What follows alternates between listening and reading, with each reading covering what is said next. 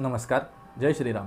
मंडळी, आपण लहानपणापासून आपल्या आईवडिलांकडून तसेच आपल्या गुरुजनांकडून आपलं जीवन हे नियमात राहून जगावं याविषयी याचं महत्त्व ऐकत आलेलो आहोत.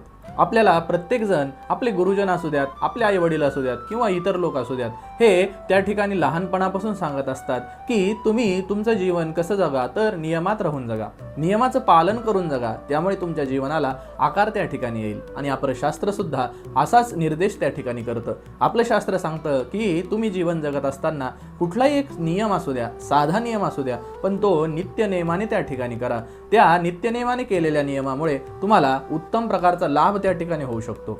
नित्यनेमाच्या नियमामुळे कुठला लाभ होतो याविषयीची एक गोष्ट मी आज तुम्हाला सांगणार आहे. काय झालं, पैठणमध्ये नाथ महाराज ज्यावेळी राहत होते त्यावेळी या पैठणमध्ये एक दंडवते स्वामी त्या ठिकाणी राहत होते. या स्वामींना दंडवते हे नाव त्या ठिकाणी पडलं होतं.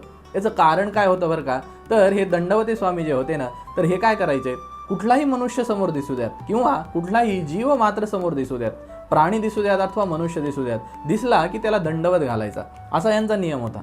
मग ह्या नियमाचं पालन करत असताना कधी कधी काय होई, यांच्यापेक्षा वयाने लहान व्यक्ती यांच्या समोर येईल, कधी लहान मुलगा कधी लहान मुलगी, पण त्यांना सुद्धा हे दंडवत स्वामी आनंदाने दंडवत घालत असत. यांच्या दंडवत घालण्यामागचं कारण हे होतं की हे सर्व भूतमात्रांमध्ये विठ्ठलाचं अधिष्ठान त्या ठिकाणी बघत असत, सगळ्या भूतमात्रामध्ये पांडुरंगाला बघत असत, म्हणूनच सगळ्यांना हे दंडवत घालत असत. मग कधी कधी एखादं कुत्र समोर येई, कधी मांजर समोर येई, कधी कुठला प्राणी समोर येई, पण त्यांना सुद्धा भक्तिभावाने दंडवत हे दंडवत स्वामी घालत असत.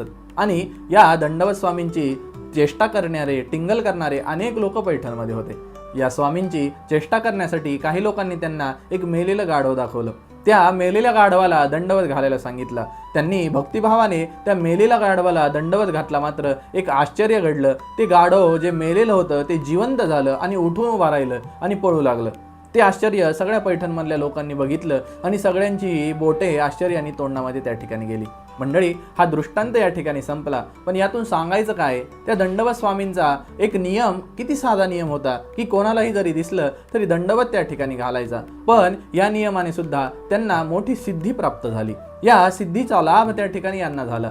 यातून सांगायचं काय, मनुष्याने कुठलाही साधा नियम असू द्यात, तो नियम जर नित्य नियमाने त्याचं अनुष्ठान केलं, त्याचं पालन केलं, तर त्याने मोठा लाभ होतो. स्वतः माऊली हरिपाठामध्ये त्या ठिकाणी सांगतात, नित्यनेम नामी प्राणी ते दुर्लभ, लक्ष्मी वल्लभ तयाजवळी. नित्यनेम करणारे प्राणी अत्यंत दुर्लभ आहेत, पण मनुष्याने जर नित्यनेमाचं अनुष्ठान केलं तर त्याचा लाभ काय होतो, तर स्वतः भगवान महाविष्णूंची प्राप्ती या मनुष्याला त्या ठिकाणी होते. धन्यवाद. शुभम भवतु.